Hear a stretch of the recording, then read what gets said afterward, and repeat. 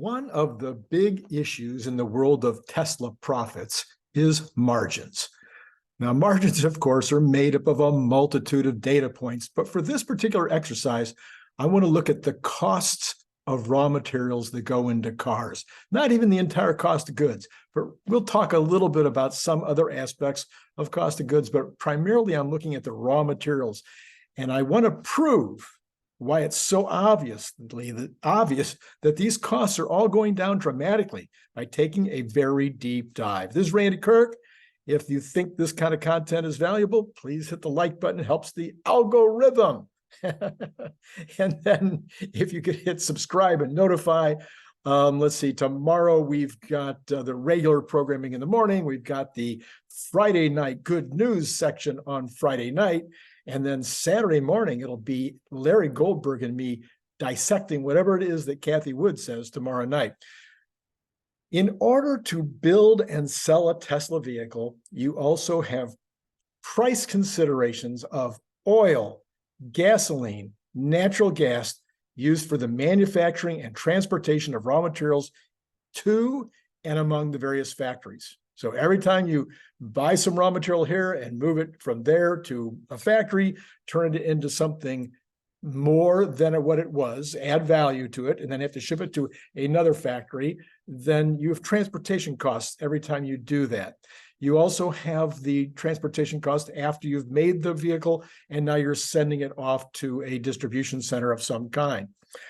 Those are all costs that are associated with, depending on your way of doing your accounting, you might cost that shipping from the warehouse to the point of distribution. You might or might not put that in cost of goods. You might give it a separate line item. But in general, all of those things are going into the cost of goods if you want to think about it holistically.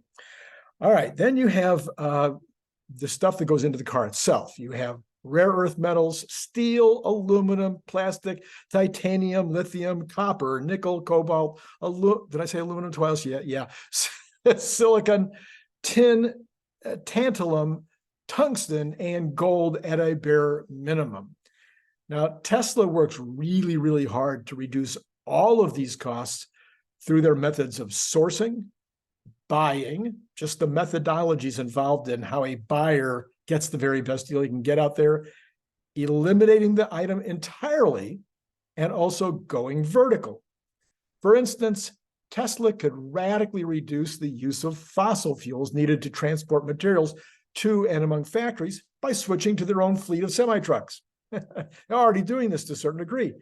It's not completely out of the question for Tesla to start buying their own battery-operated cargo ships to transport raw materials and finished vehicles across the sea. They spend a tremendous amount of money transporting raw materials, finished goods, and finished vehicles on ships at sea. And now it is clearly, as Elon said a while back, it's clearly a time when these kinds of ships can be run on batteries only.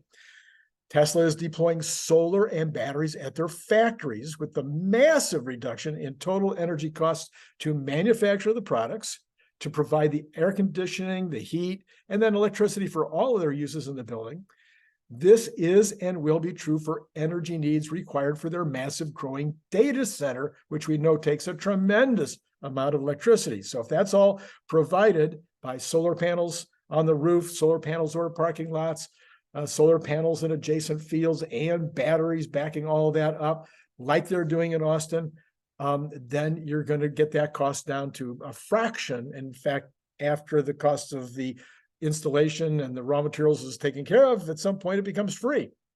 So that's a lot better than what it's going to cost you if you buy it from the grid. And now you might be supporting lots of things like coal and oil produced electricity.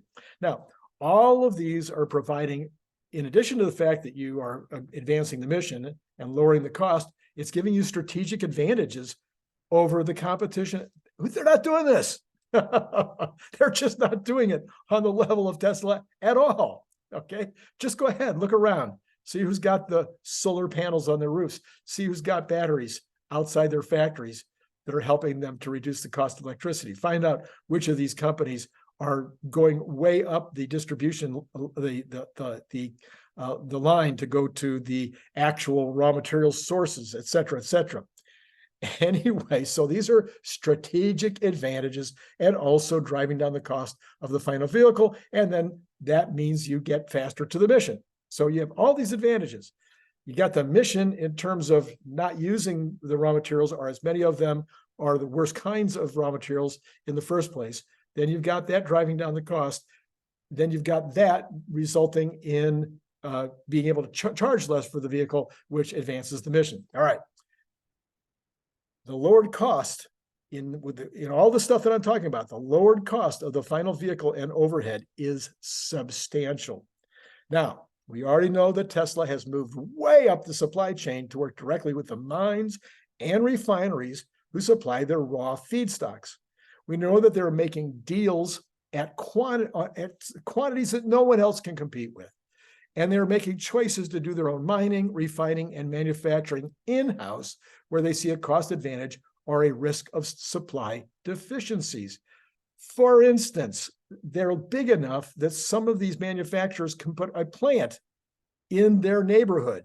Okay, that's not always true, but you're seeing in India, you're seeing in Mexico, you're seeing in Shanghai, where Tesla is negotiating with these manufacturers. Look, we need you to put a plant right here. We don't want to pay the cost of transporting those products from where you have your main plant all the way to us. We don't want to have the time lag between when you make it and how long it takes to get it here. So you see that they have this kind of power in lowering the cost. So another example would be Tesla decided that let's see if we can eliminate cobalt.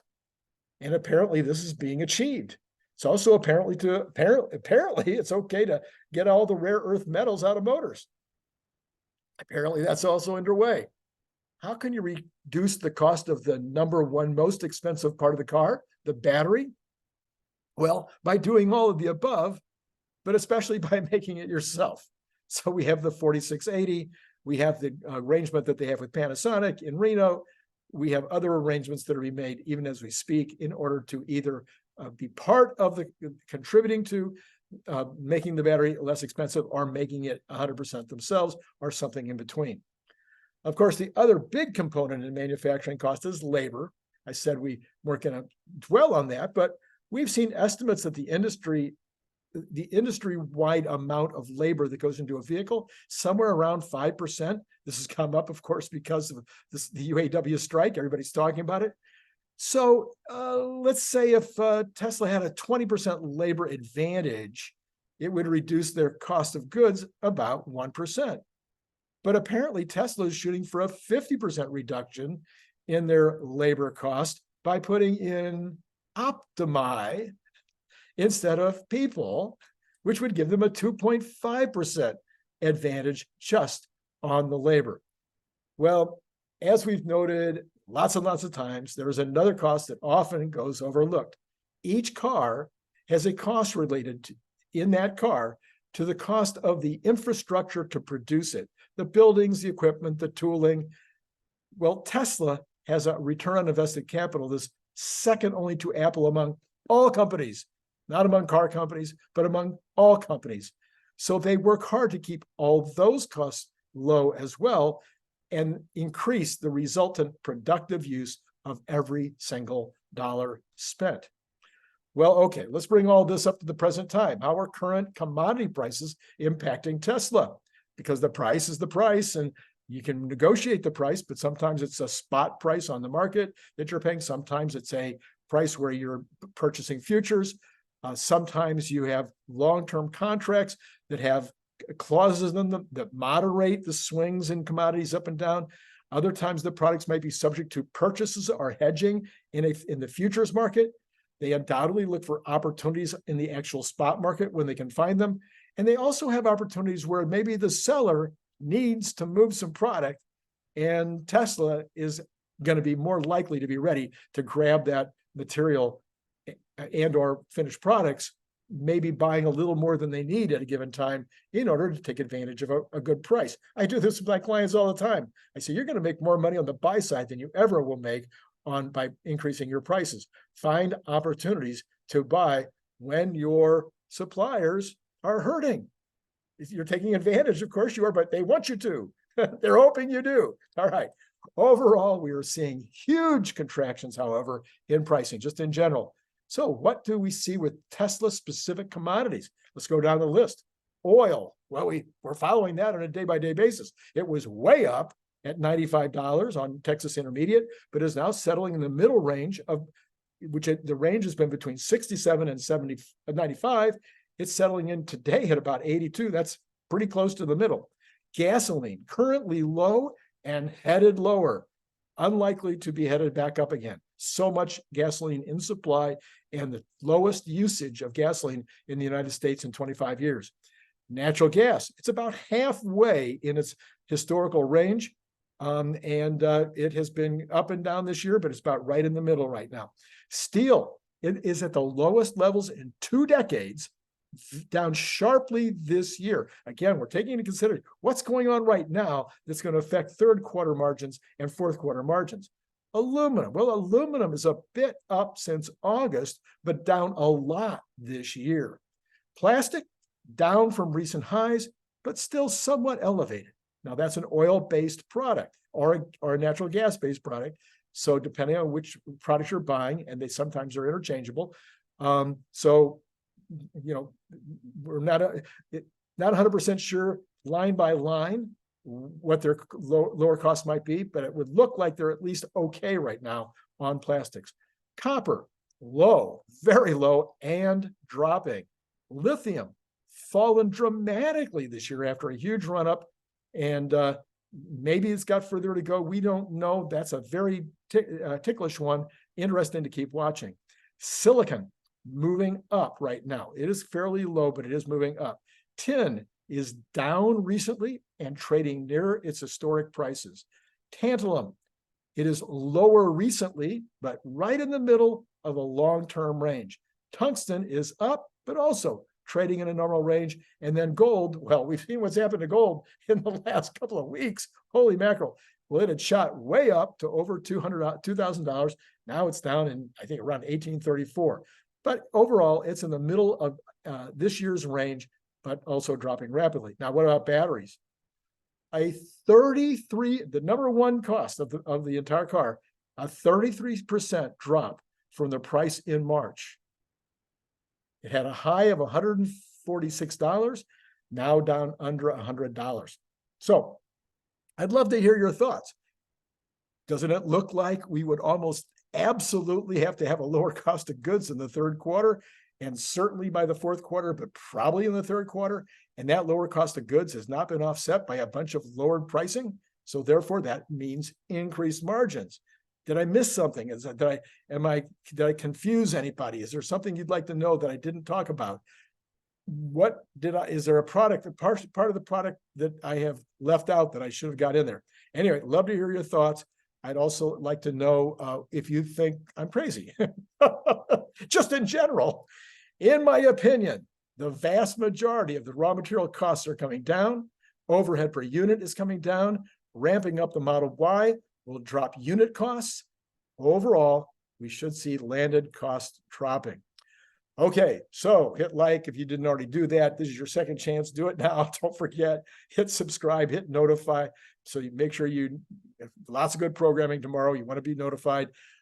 Earlier today, I did a video where I did my analysis of the upcoming earnings, including the margins for quarter 3 and quarter 4, because quarter 4 is pretty easy to figure right now. I think we can all agree it's about 500,000 vehicles. So I think we're going to be really close, even guessing now. And if you haven't seen that video, I'll put the card right here. And I am working on lowering the landed cost of the Cybertruck. I have not been successful in lowering the landed cost of the Cybertruck, and I don't think I'm going to be. I think $25, the sell price at $25 is going to be the best thing I can do. It's the best possible chance that you have. Buy these babies. You need these for Christmas gifts. You need these for birthday gifts. Buy them now. Next Father's Day. Is there a Son's Day or a Daughter's Day? Mother's Day.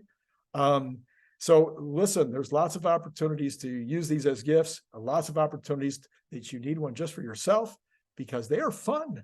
Okay, $25 each, Randy Kirk / I'm sorry, that's incorrect. It's, let's do that again. PayPal.me / Randy Kirk, all lowercase letters. Add an extra $20 if you're out of the country. If you want to buy more than 10, get in touch with me. We'll talk about a reduction in price. And then also right now, some people asked, I had never thought as myself, maybe you want to read the book instead of listening to the book. So right now I've got a deal where you can get a copy of the book for $20. Pick your book, any of the books, all the same, $20. And I will sign them, whether you want me to or not. And I'll send it out to you. All right, that's all I got. Is that enough? We've had enough. All right. It's been great talking to you.